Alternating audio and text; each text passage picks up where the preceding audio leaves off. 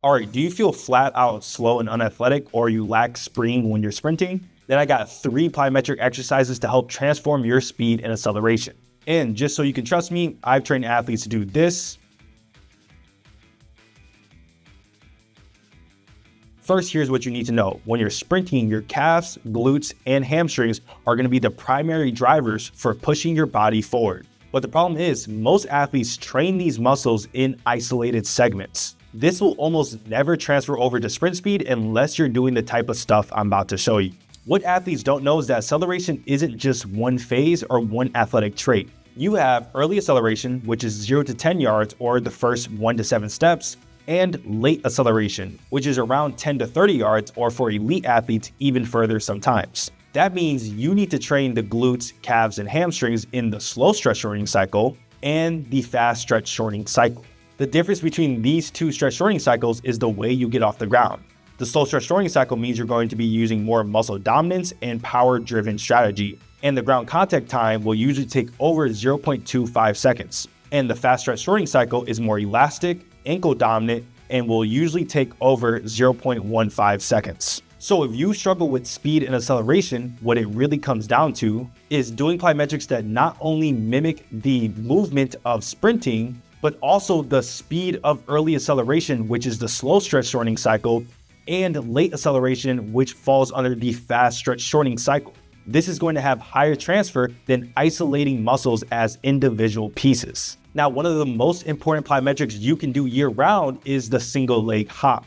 You're simply going to be hopping off one leg and trying to get off the ground as fast as possible.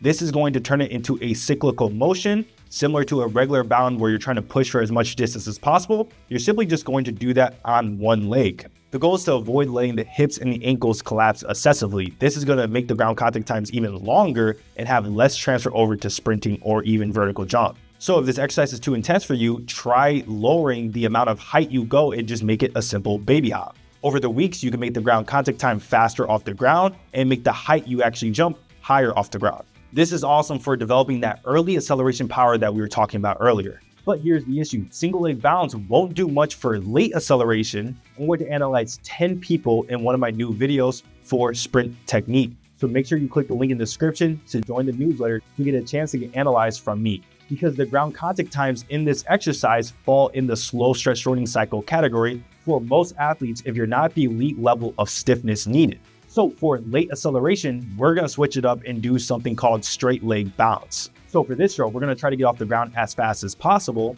but this time we're working with smaller joint angles that are much more specific to sprinting. You're not going for a big knee drive or exaggerated push for distance like you would in the single leg bound. Instead, we're focusing on pushing off the ground with a fast ground contact time, usually under 0.15 seconds. This exercise is going to improve something called thigh angular velocity and build the explosive power you need from the posterior chain for late acceleration and even max velocity. Now in my online speed program, the Speed Academy, I like to progress to a combo bound exercise. We're going to start off with a 10 to 20 yard sprint, then immediately transition to a 10 to 20 yard bound, while focusing on keeping the ground contact times under 0.2 seconds. Now this combo hits everything. It trains early acceleration, late acceleration, and even qualities you need for max velocity. And if these plyometric exercises are too intense for your lower limbs, then you need to build your ankles for speed and explosiveness.